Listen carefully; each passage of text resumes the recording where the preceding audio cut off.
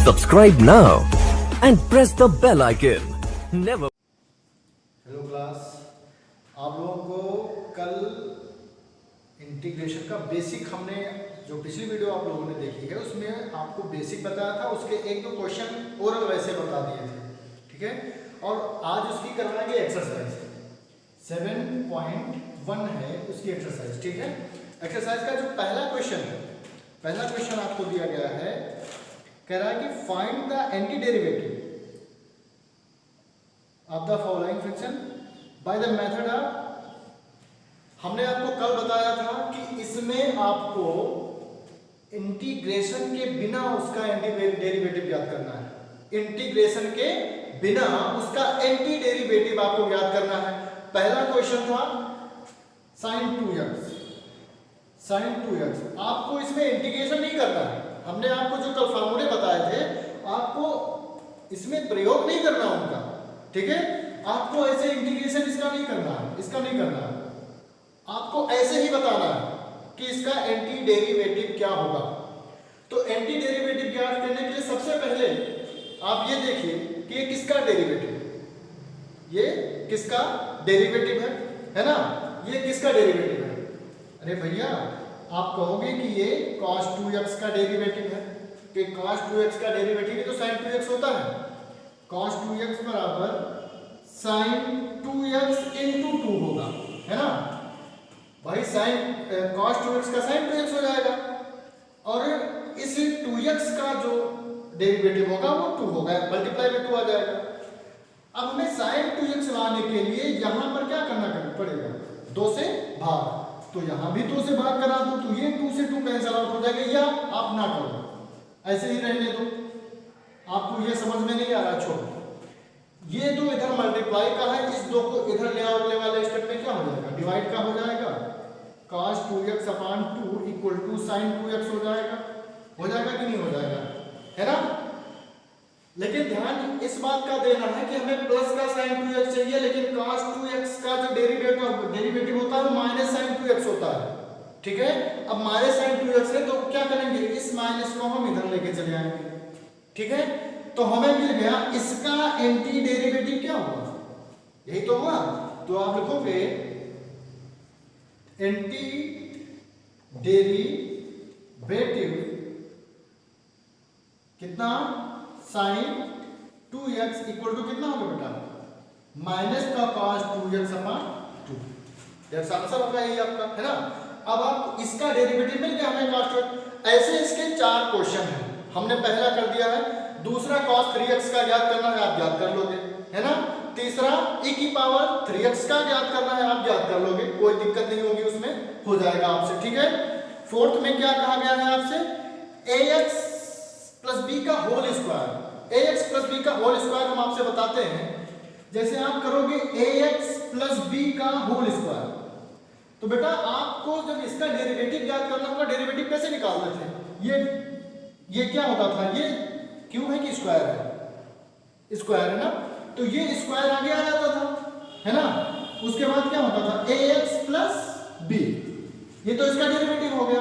और फिर ax plus b का डेरिवेटिव, b का 0 हो जाएगा, x का 1 हो जाएगा, इनटू में क्या आएगा भैया, यही तो आएगा, आएगा कि नहीं आएगा। अब आप इसको सॉल्व कर लोगे अच्छे से, ठीक है, कर लोगे ना। इतना हिंट आपके लिए बहुत है। और क्वेश्चन नंबर जो 5 है आपका, sin 2x माइनस 4 e की पावर 3x। आप sin 2x का डेरिवेटिव अलग निकाल लीजिए, 4 e की पावर 3x का डेरिवेटिव अलग निकाल लीजिए, दोनों को जोड़ लीजिए, आपका वो आंसर हो जाएगा, ठीक है। अब हम आपके क्वेश्चन पे सीधे चलते हैं, क्वेश्चन नंबर 6 पे, जहां से आपका इंटीग्रेशन फार्मूला यूज करना है। 6 से लेकर के 20 तक के क्वेश्चन है, इसमें आपको इंटीग्रेशन का फार्मूला यूज करना है। हम आपके उस वाले क्वेश्चन पर चलते हैं। इसमें बिना फार्मूला यूज किए हुए आपको बताना था कि एंटी डेरिवेटिव क्या होगा। हमने एक क्वेश्चन आपको बताया है, ऐसे 4 क्वेश्चन इसमें हैं, आपको स्वयं करने होंगे, वो अपने आप से करिएगा। ना कर पाइएगा हमारे कमेंट बॉक्स में जाकर के हमारे व्हाट्सएप नंबर पे बता दीजिएगा, हम उसको आपको करवा देंगे। अब आते हैं आपके क्वेश्चन नंबर 6 पे। क्वेश्चन नंबर 6 से आपका जो है इंटीग्रेशन फार्मूला यूज हो रहा है, वहां से हम चलते हैं।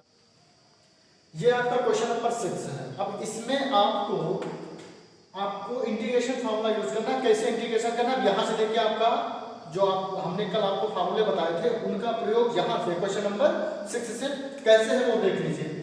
अभी आप 4e⁻³ + 1 dx से आपको x के सापेक्ष इसका समाकलन करना है या इंटीग्रेशन करना है, तो कैसे करोगे आप? हमने आपको एक प्रॉपर्टी बताई थी। प्रॉपर्टी क्या बताई थी?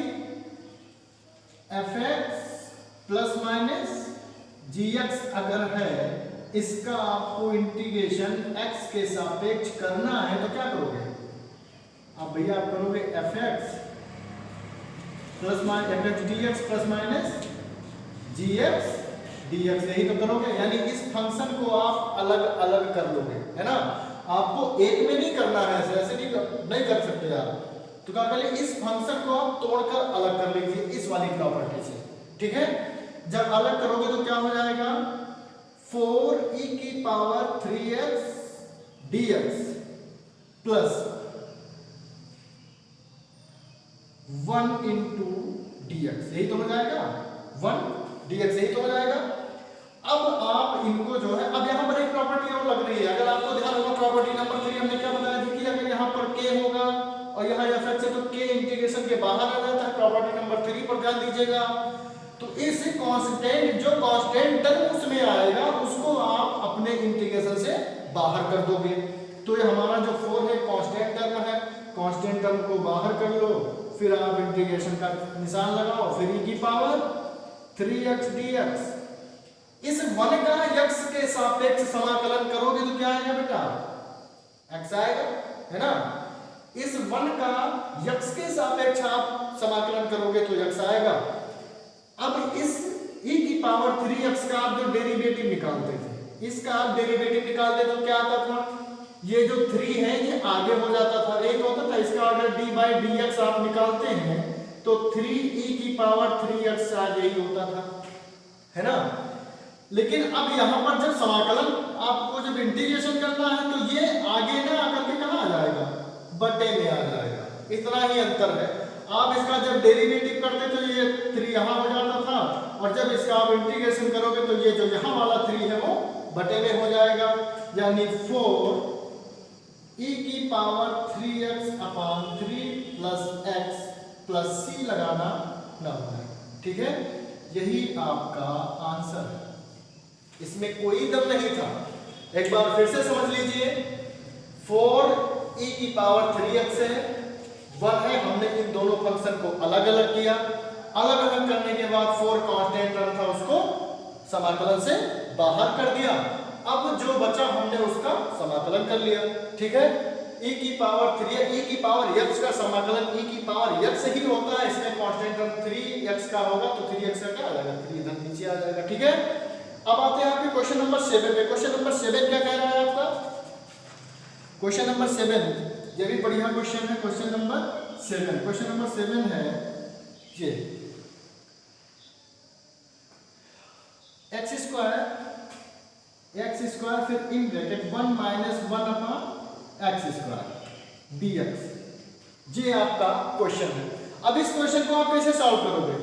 कुछ नहीं करना है, अब x² को अंदर मल्टीप्लाई करा दो, ठीक है। x² को अंदर मल्टीप्लाई कराओगे तो x² हो जाएगा, ये क्या हो जाएगा? x² इस पूरे का dx, ठीक है। अब आगे और चलिए आप, x² हो जाएगा माइनस का 1 हो जाएगा, है ना। x² यहाँ पर छूट गया था, ये 1 हो जाएगा, dx हो जाएगा, ठीक है। अब इसका समाकलन आप कैसे करोगे? फिर यही वाली प्रॉपर्टी लगाओगे, इन दोनों को आप अलग अलग कर दोगे तो यहां पर क्या हो जाएगा? x² dx - 1 dx। x² का तो सभी लोग जानते होंगे। x² में फार्मूला कौन सा? x⁻n वाला लगेगा। x⁻n का फार्मूला क्या होता था? x⁻n + 1/n + 1, यही तो होता था। n कितना है यहाँ पर? n के स्थान पे क्या है? x⁻2 है, यहाँ x⁻n था। अब देखना, n में 1 जुड़ गया था तो आप 2 में 1 जोड़ दें, कितना हो जाएगा? x⁻2 + 1/2 + 1 -1 का तो सभी लोग जानते हैं, वही होगा, प्लस का c लगाना ना भूले। उसके बाद अब तो आपका आंसर आ गया यहाँ पर। इधर देख लीजिए आप थोड़ा सा इस वाले पद का कैलकुलेशन इधर देख लीजिए। 2a कितना हो जाएगा, x की घात 3/3 माइनस का x प्लस का c, यही आपका क्या है आंसर है। क्वेश्चन नंबर 7 भी खत्म, बहुत ज्यादा इसमें कुछ था नहीं, खत्म हो गया, जल्दी से नोट करो। अब आप देखिए आपका क्वेश्चन नंबर 8 है, क्वेश्चन नंबर 9 है। क्वेश्चन नंबर 8 को कैसे सॉल्व करोगे, क्वेश्चन नंबर 9 को कैसे सॉल्व करोगे, ठीक है। क्वेश्चन नंबर 8 को आप देखिए, हमने आपको क्या कहा था, आप इसमें वही वाली प्रॉपर्टी लगाओगे, प्रॉपर्टी नंबर 1, इन सभी टर्म को आप अलग अलग कर लोगे, ठीक है। अलग अलग जब करोगे तो ये हो जाएगा, a बाहर हो जाएगा, x² बचेगा, यहाँ पर b बाहर हो जाएगा, x बचेगा, यहाँ पर c बाहर हो जाएगा, 1 बचेगा, 1 का करके दिखाई देते हैं हम। देखो a बाहर करो x² dx प्लस b बाहर करो x dx प्लस c बाहर करो dx बचेगा, क्यों बालक। उसके बाद x² का अभी आपने किया था x³ plus b x² plus cx plus यहां पर आप कर लीजिए c1 या c डैश कुछ ऐसा कर लीजिए, यही आपका आंसर है, ठीक है।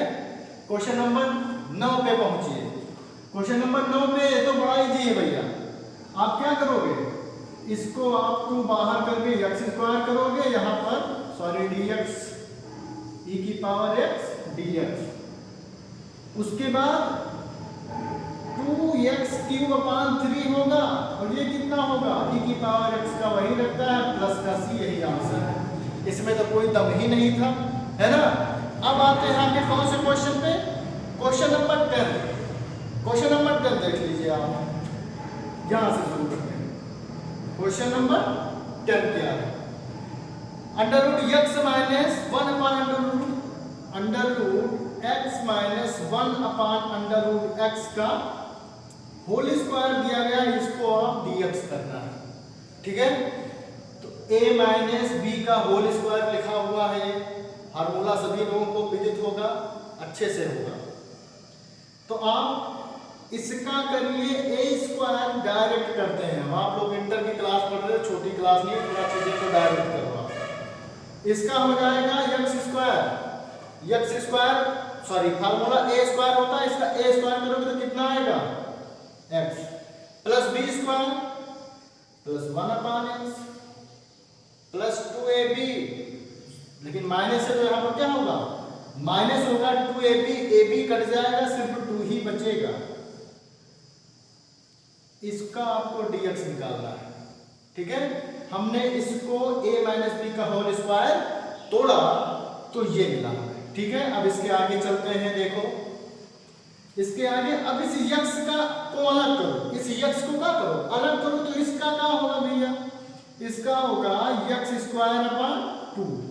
प्लस इस ध्यान देना यहाँ पर 1/x है, जब कोई 1/x लिखा होता है अपान में ऊपर जाएगा तो x -1 हो जाएगा, ठीक है। तो आप इस चीज का ध्यान रखिएगा भैया। अब x की पावर -1 प्लस 1/-1 प्लस 1 माइनस का 2, ठीक है, प्लस का सॉरी यहाँ पर 2 है ना, तो ये 2x हो जाएगा, ठीक है। अब यहाँ पर x² प्लस का यहाँ पर x की घात 0/-1 प्लस 1 यानी नीचे तो 0 हो जाएगा। ओ सॉरी थोड़ा सा यहाँ पर गलती हुई भैया, 1/x का जो इंटीग्रेशन होता है वो log x होता है, सॉरी उसके लिए फार्मूला थोड़ा सा भटक गया था दिमाग से, ठीक है। 1/x का जो इंटीग्रेशन होता है वो log x होता है, ठीक है। यहाँ पर आएगा माइनस का 2x प्लस का c, दैट्स आंसर, ठीक है। अब ऐसे आपके क्वेश्चन नंबर 11, 12, 13, 14, 15, 16 सब ऐसे हैं, ठीक है। अब आते हैं आपके हम क्वेश्चन नंबर कौन सा है 18 पर, क्वेश्चन नंबर 18 आपका, ठीक है। इसको जल्दी से नोट करो, फिर आते हैं आपके क्वेश्चन नंबर 18 पर, ठीक है बेटा। अब आपका क्वेश्चन नंबर 18 और 19, 20 आपको हम होमवर्क देंगे, ठीक है। क्वेश्चन नंबर 18 आपका क्या कह रहा है कि sec x plus tan x dx, ठीक है। तो इसको आप कैसे करोगे, sec x से मल्टीप्लाई कराओगे तो हो जाएगा sec square x dx plus sec x tan x dx। हमने इनको मल्टीप्लाई करा के अलग कर दिया है ना। ये sec स्क्वायर x का क्या होता है, सॉरी tan x होता है, और sec x tan x का अंत में से यही आंसर है आपका। इसका देख लीजिए आप, इसका हो जाएगा sec का 1/cos स्क्वायर x, है ना, और इसका हो जाएगा 1/sin स्क्वायर x। अब ये चला जाएगा ऊपर तो कितना हो जाएगा sin स्क्वायर x बटा cos स्क्वायर x, है ना बेटा। और यानी कितना हो जाएगा ये tan square x, sorry dx सभी में छूट जा रहा है हमसे, ठीक है। ये हो गया tan स्क्वायर x dx, ठीक है। अब इधर देख लो आप, tan स्क्वायर x को क्या लिख सकते हो, sec square x minus 1 dx, है ना। ये तो लिख जाएंगे tan स्क्वायर x का इंटीग्रेशन का कोई फॉर्मूला नहीं होता है, तो आप उसको तोड़ के ऐसे बना लो। उसके बाद क्या करोगे आप, sec स्क्वायर x को अलग कर लोगे, माइनस का 1 dx या dx वही कर लो, ठीक है। sec स्क्वायर x का क्या होगा, अभी आपने यहां देखो किया है tan x माइनस का और dx का प्लस का, सी आंसर है। कुछ नहीं है इसमें, ठीक है। आपको जो है इसमें कुछ अलग नहीं करना है, ठीक है। आपको बस फार्मूला ध्यान में रखना है और कैसे करते हैं इस मेथड को ध्यान में रखना है, ठीक है। आपका होता चला जाएगा, कोई दिक्कत नहीं है इसमें। वेरी इजी, बहुत ही सिंपल है इंटीग्रेशन, ठीक है। केवल आप मन लगाकर क्वेश्चन करिए। एनसीईआरटी बुक के सारे क्वेश्चन हैं, जिनके पास एनसीईआरटी बुक ना हो वो क्वेश्चन नेट से देख लें। नेट पे अब तो सारी किताबें उपलब्ध होती हैं, तो आप नेट से एनसीईआरटी बुक क्लास 12 का एक्सरसाइज 7.1 है, चेक कर लीजिए, उससे क्वेश्चन आप देख लीजिएगा।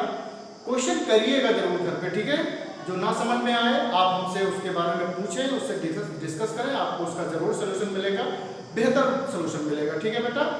तो आप लोग घर पे करिएगा क्वेश्चन, जो हमसे ना जान पाइए वो आप लोग हमसे पूछिए, ठीक है। हम आपको उसका जो भी क्वेश्चन होगा उसका बेहतर सोल्यूशन देने की जरूर कोशिश करेंगे।